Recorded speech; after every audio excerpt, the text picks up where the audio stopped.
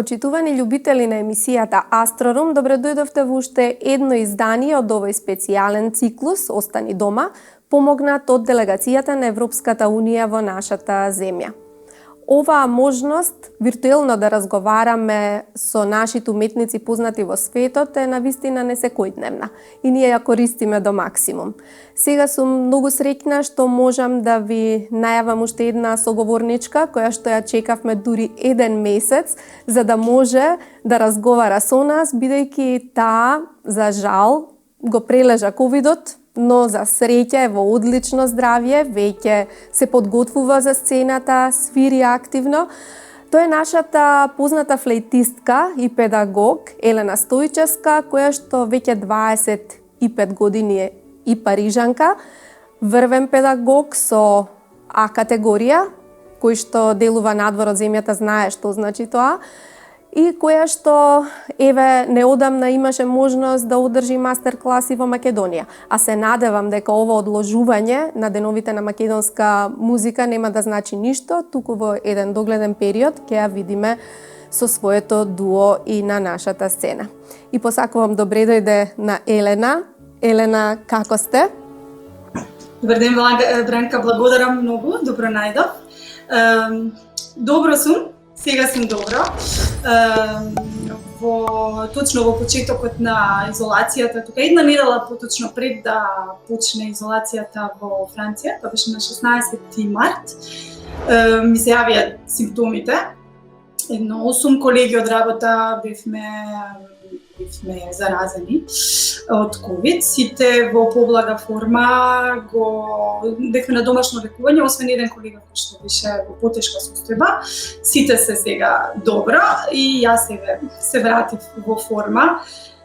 Добро сум, дома, дисциплинирана, не излегувам. Можам да замислам што значи за еден инструменталист кој што свири дувачки инструмент, како вие флейтата, што значи и каков е стравот да се заболи од еден ваков вирус, токму тој се одразува на дишните патишта. Вие за среќа немавте температура, колку што ми рековте пред разговорот, но затоа пак имавте многу болки во трахејата, кашлање. Што си мислевте во тие моменти, да не зборуваме сега за симптомите, среќа сте оздравена, но што значеше тоа во смисла на перспективите како одличен концертен уметник, камерен уметник, педагог? Во моментот мислам дека воопшто не размислував на тоа дали ќе има последици. Едноставно спиев по 18 часа на ден, чекав да пројде. Не си ги поставував прашањата, одбегнував да гледам вести, да читам вестници, затоа што имаат многу анксиоген карактер сите вести кои што денеска ги читаме, затоа што сега ситуацијата е секаде драматична. Во Франција веќе има повеќе од 24.000 жртви, така да едноставно се трудев да слушам музика кога бев будна и да чекав да пројде. Значи воопшто не размислував на последиците. Знам дека може да има, ама мислам дека и тоа беше добриот начин за мене за да го поминам без премногу стрес. Сега ќе скокнеме малку во минатото, бидејќи вие навистина долго време сте од нашите уметници, можеби и најдолго, која што студира и твори надвор. 25 години само во Франција. Знам дека во Скопје го завршивте средното музичко училиште кај професорката Бети Станковска, флейта и заминавте. Предходеа надпревари, многу освоени награди, значи се надзираше една светла кариера. Кажете ми тогаш, прво, ретко е дете кое што свири дувачки инструмент. Предпоставувам дека не можевте многу мала да почнете со флейтата. Обично сите свират или виолина, клавир, гитара. Кога почна вашата љубов со флейтата и размислувањата да се отиде надвор да се студира? Да, па значи уште на почетокот, кога завршив припремна, требаше да одлучам кој инструмент ќе го одберам. Братучетка ми свиреше на пијано, но заврши нижо музичко и по нејзин пример очекува, можеби од моето семејство и јас дека ќе одберам пијано, но ја видов Тереза Кесовија на телевизија. Пееше нејзини шансони на хрватски, на француски и во средина додаваше по некој соло флейта. И всушност тогаш прв пат ја видов флейтата како инструмент. Мислам, тоа е мојот прв спомен, моје прво сеќавање. И реков, јас ова сакам да го свирам, овој инструмент го сакам. И така почнав на флейта. Мислам, точно бев до 8,5-9 годишна возраст. Завршив нижото музичко училиште кај професор Бети Станковска, средното исто, кое што го завршив со 3 години. И во Франција изборот знаев, мислам, моите родители исто со професорката секако се разговараше дека ќе ги продолжам студиите надвор, се бара опции и мојата пријателка Маја Павловска, која соло пејачка, со исто многу врвна кариера, која живееше долги години во Франција, моментално е во Малезија. Маја ми беше тој прв контакт, стапи во контакт, мислам, ме поврза со професори тука во Франција, со тој што ми беше всушност подоцна професор повеќе години, Пјери Варто. И така дојде изборот за Франција. Да. Како течеше напредувањето во професионална смисла? Се нижеа многу искуства, мастер класи кај професори, самите студии за да дојдете до највисоката категорија. Тоа е еден вид на лиценца, бидејќи без разлика кој да дипломира во Франција, ќе мора да се здобие и со оваа лиценца за да биде предавач на универзитет. Да, знаете, тука Франција секогаш имала различен систем, поточно барем до 2008 година имаше различен систем на образование од сите други земји, заради тоа што конзерваториумот беше независен од универзитетот и факултетите. Педагогијата исто посебни институции, во посебни институции можеше да се добие диплома за педагогија, че тоа беа така разгрането беше музичкото образование. Музикологија, например, се студираше на универзитет, инструментални студии на конзерваториум и теоретски секако, и педагогијата во посебни институции. И за да се Франција, за да биде во баланс со тој болонскиот систем на образование, од 2008 го направи реформи за конзерваториумот да се поврзе исто со универзитетите и педагогијата се да се изучували на едно место, да не биде сето тоа разградето така. И секако за дипломите да бидат на исто ниво со дипломите во останатите земји, поради тоа што претходно дипломите од конзерваториумите требаше посебно да се нотрифицираат, да бидат признаени за французите кои сакаат да одат, например, надвор од Франција, да живеат и да работат. Јас кога дојдов, значи беше се уште стариот систем на конзерваториумот кој што има голема традиција, постои од 1795 година, конзерваториумот во Париз. И прво учев во тој стар систем, студирав, сватев дека има во Франција многу голем избор. Значи, првиот мој шок беше тоа што само Париз има 19 конзерваториуми, од кои еден супериор национален, еден супериор регионален и другите се општински, кои што се централизирани од регионалниот и во кои што исто може да се добие истата таа диплома. Секој град во регионот на Ile-de-France се вика, тој центар околу Париз, има свој конзерваториум. Значи изборот е голем, во многу конзерватории може да се најдат измодредни професори и едноставно тогаш направив избор дека нема да ми биде важно воопшто каква диплома ќе стекнам, туку ги барав професорите со кои што ме интересира да работам, од кои што сакам да учам. Значи и така се најдов да студирам на повеќе места, во повеќе конзерваториуми, анализа и хармонија во еден конзерваториум, флейта и камерна музика во друг, пиколо во трет. На крајот на криштата од секаде добив дипломи, но тоа не ми беше воопшто примарната цел. И важно ми беше точно со кои професори ќе работам и имав голема среќа да успеам да влезам во класите и да работам секако со легенди од сферата на флейтистичкиот свет. Направив и една специализација во Италија 3-годишна кај легендарниот Петер Лукаш Граф, кој што е швајцарец и кој што е оваа година наполни 90 години во јануари. Моето образование течеше така.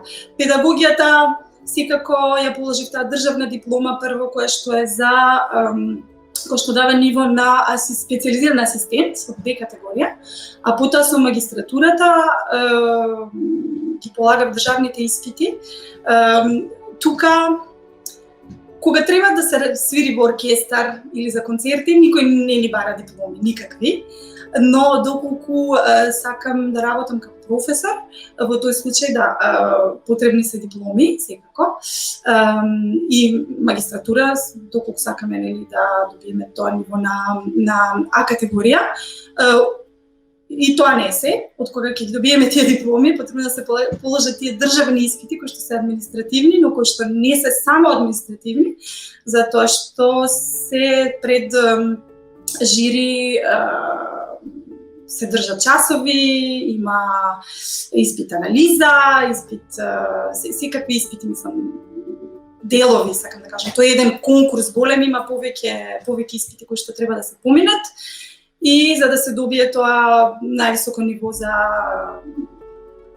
на професор и работа како се вели за стално, не, номинирани сме уствари како титуларци сме на позицијата. И сега вие го достигнавте тој образовен врв и сте професор на ни помалку ни повеќе институција која што го носи името на големиот Волфганг Амадеус Моцарт. Не знам дали некој човек може да посака нешто повеќе во професионална смисла, но кога се работи за уметноста, никогаш нема сопирање. Веројатно за да останете на таа позиција, постојано треба да сте во кондиција, постојано треба да напредувате, ако сакате и научно, секако можете да продолжите и натаму, предпоставувам. И многу е интересно што кај нас е доволно да завршите флейта и се предпоставува дека треба да свирите и алт флейта и пиколо, и сега вие имате посебни студии за пиколо, посебни студии за флейта и посебни студии за педагогија, која што е многу сериозна и е повеќе музикологија од што е една обична теорија и педагогија. Кон што сте насочени? Вие концертирате камерно, многу интензивно, имате голем багаж во оркестарското музицирање и дали сега се насочувате кон педагогијата пред се? Дали таа дозволува да имате многу време за друго? За мене се неразделни. Мислам, не само за мене, јас и професорите мои, например, професорот кој што имав на Високиот регионален конзерваториум Ван Сан Лука е флейта соло во оркестарот на Париз и професор во конзерваториумите, тој е асистент на Националниот висок конзерваториум и професор на регионалниот. Мислам, и мојот професор по пиколо, тој е соло пиколо во операта. Значи, неразделни се, може да двете, тоа е една професија. за мене. Значи, точно можам да продолжам, не само што можам да продолжам, тоа е моја одговорност да продолжам да се надградувам. Ние всушност имаме и секоја година евалуација, тука на евалуација која што ја имаме со нашите директори. Моја професионална одговорност е да еволуирам и во секој домен.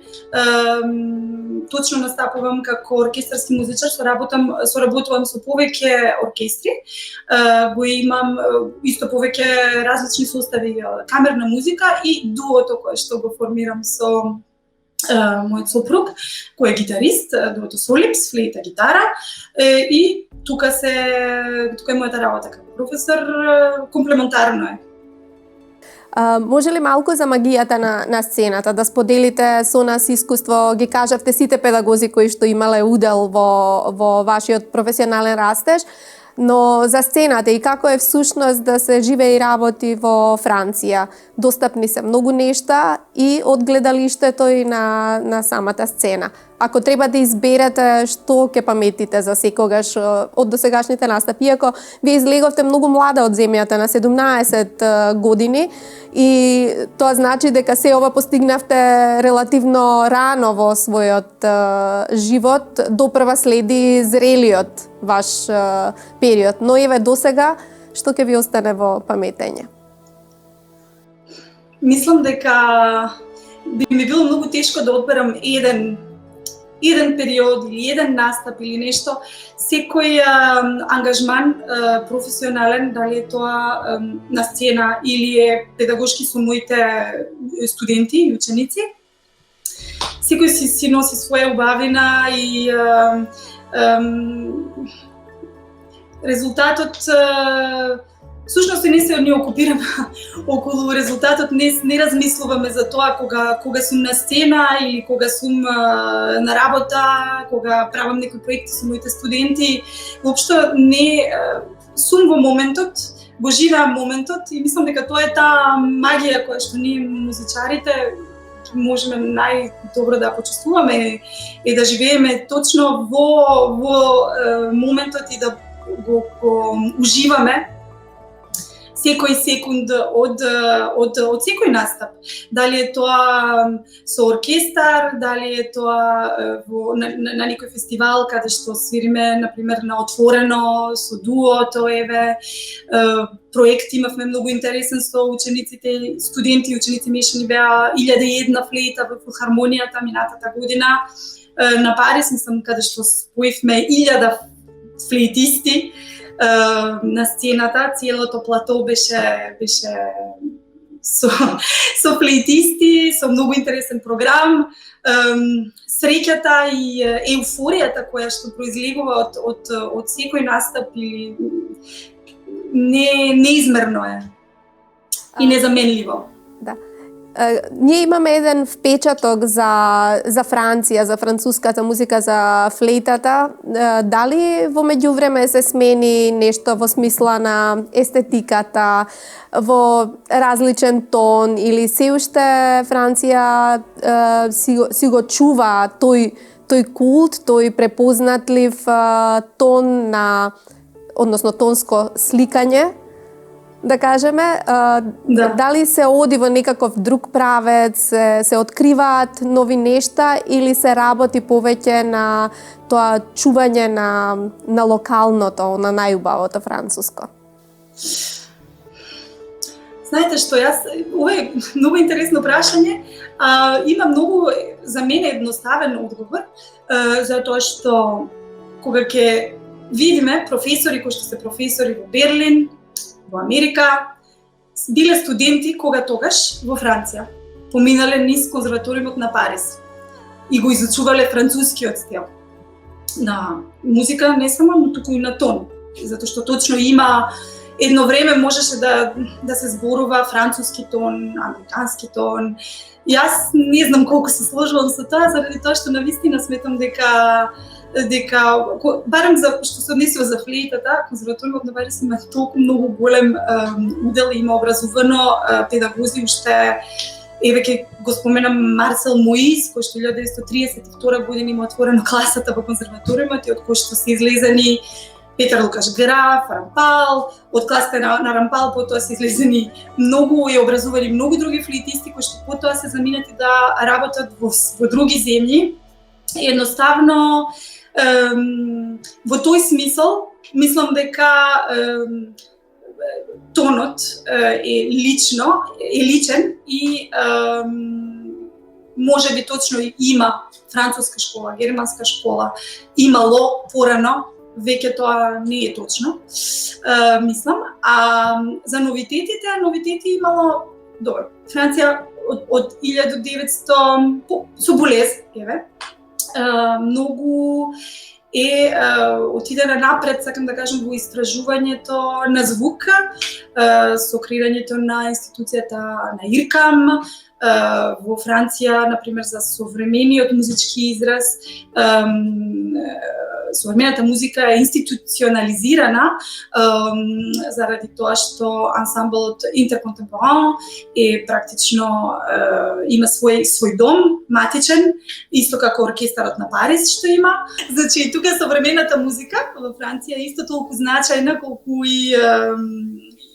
секоја музика. Сакам да кажам зошто зборувам така, затоа што во моментов се отвараат нови класи во конзерваториумот, например, за композиција за музика и слика, како композиција на музика за видеоигри.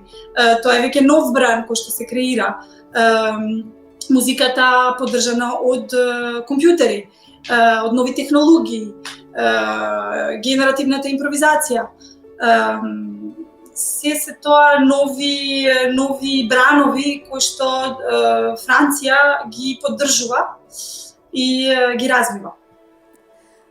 Предпоставувам штом се отвараат толку многу можности дека и третманот на уметниците е на високо ниво. Не треба да заборавиме дека животот е скап, инструментите од секогаш биле привилегија, добрите инструменти. Што би ни рекле во однос на Франција? Што е она што ја краси во смисла на третман на своите уметници? Сигурно е многу поразлична од Македонија, но има сигурно и проблеми. Секако, Франција, како и сите други земји, има позитивни и во Франција има негативни страни, но сепак Франција во оваа ситуација, еве со ковидот, мислам дека може да се излегуваат на видели на тие позитивни страни, поради тоа што, например, оркестрите генерално повеќето се главните оркестри се национални. Има доста приватни оркестри кои што добиваат субвенции од државни структури, но главните оркестри се национални, значи тие ќе опстојат. Друго, исто има статус на слободен уметник кој што државата го поддржува. Има музичари кои што одлучуваат да работат само како слободен уметник, кои што добиваат практично комплементарна плата од државата. Тоа е еден посебен статус кој што се добива со одреден број на ангажмани годишно. Например, треба еден музичар да има 43 месечни ангажмани годишно за да добие за следната година цела плата како слободен уметник од државата. И доста музичари функционираат на тој начин и моментално еве во оваа тешка ситуација не се знаеше како тоа ќе биде, заради тоа што нашата професија е сепак кревка и во многу држави, еве слушнав дури Лос Анџелес филхармонијата дека ќе отпуштале музичари поради тоа што се некои од местата се спонзорирани од приватни спонзори, од мецени. Разликата тука е што тоа не е така, ја има таа некоја заштита музичарот и еве например во оваа ситуација слободните уметници и музичари власта најави дека ќе ги поддржи во овие тешки моменти. Мене најубавиот момент кој што не сакам да го заборавам е вашето музицирање во дуо со вашиот сопруг Роман, кој што е гитарист и неодамна видов на YouTube дека имате еден спот со навистина ретка верзија, аранжман на Попладнето на еден фаун. Дали ваква формација подразбира многу повеќе ентузијазам и барање литература и нови аранжмани за да постои и како всушност веќе мислам 9 години дека постоите. Самото тоа кажува дека има и интерес и љубов да се продолжи понатаму. Да.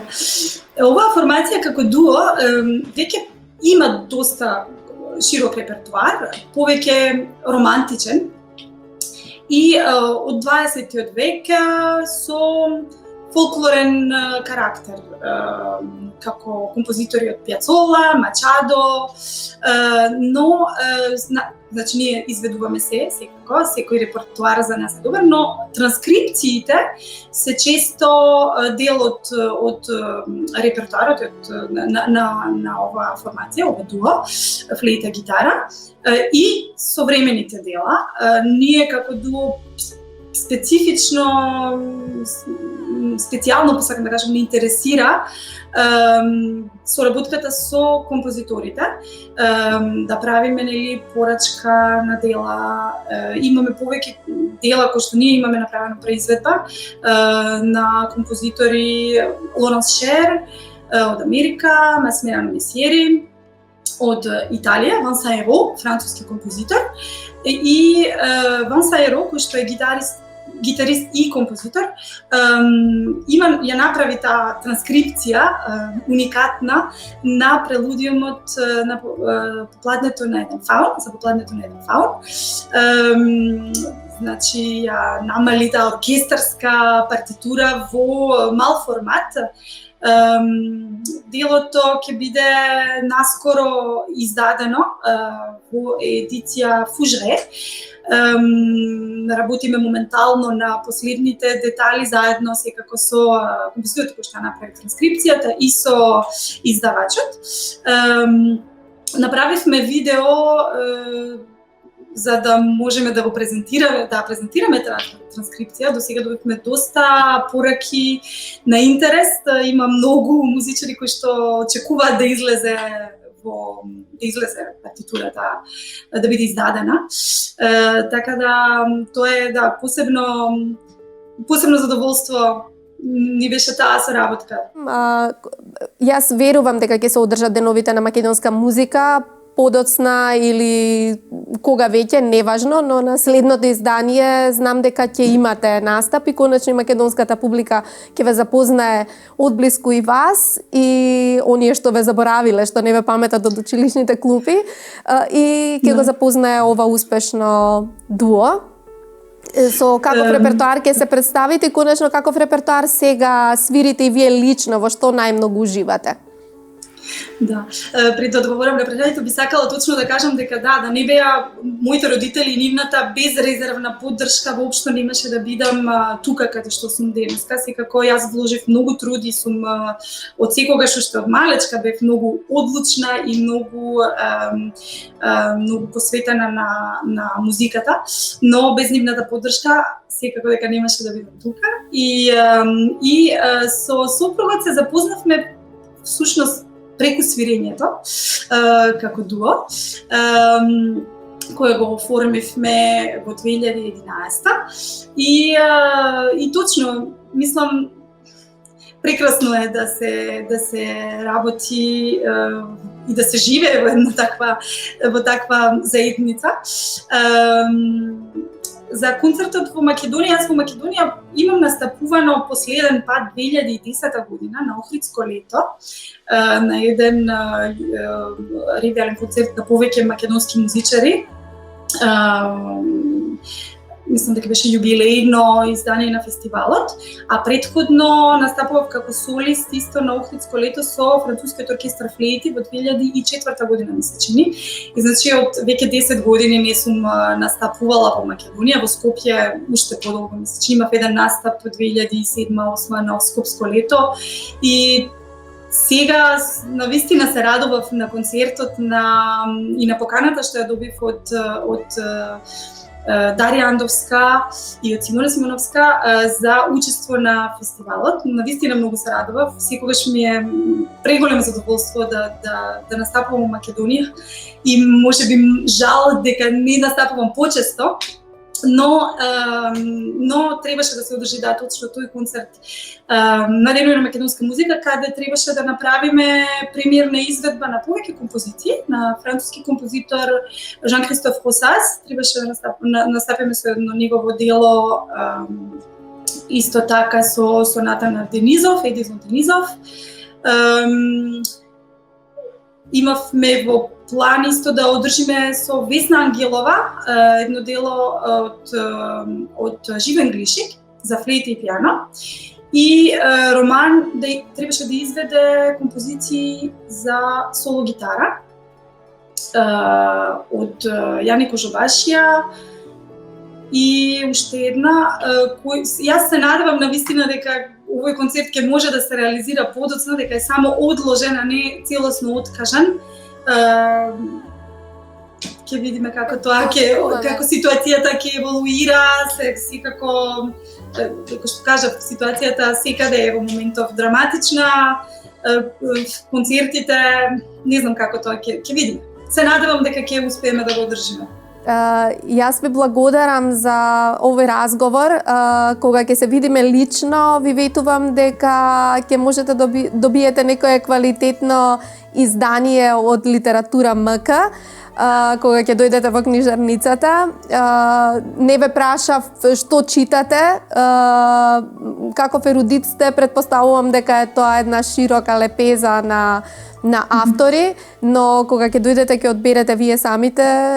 Во моментов одат и тие самите рековте, целиот живот се одвива онлайн, па така и продажбата на книгите во Литература МК и се во ова има и некоја полезност, еве можевме со вас, кој знае колку ќе чекавме уште да се видиме во разговор тет-а-тет, но дигиталната технологија и делегацијата на Европската Унија еве помогна да можеме ваква средба да оствариме порано. И за крај, јас морам да ве прашам, иако со предпазливост, затоа и на почеток ве прашав дали сте во форма после оздравувањето, дали можете нешто да ни одсвирите, можете сама, можете со вашиот сопруг, ако е тој расположен? Еве ќе ви предложам. Прво би сакала да ви се заблагодарам за поканата за овој разговор. Многу ми е драго што успеавме вака на голема дистанца, но сепак да го одржиме, да го реализираме овој разговор. Точно јас ќе ви предложам да отсвириме нешто со сопругот. И тоа транскрипција ќе биде, но од француски композитор. Би ви отсвириле од Морис Равел пиеса во форма на хабанера. Ќе ни треба само можеби 1-2 минути за да се наместиме, за да бидеме двајцата во кадар. И да ве поздравам и да ги поздравам гледачите на вашата емисија. Елена, многу ви благодарам, сега ве оставаме и ќе уживаме сите заедно во Равел до следното видување. Благодарам, до следното видување. Се надевам во некое скоро време.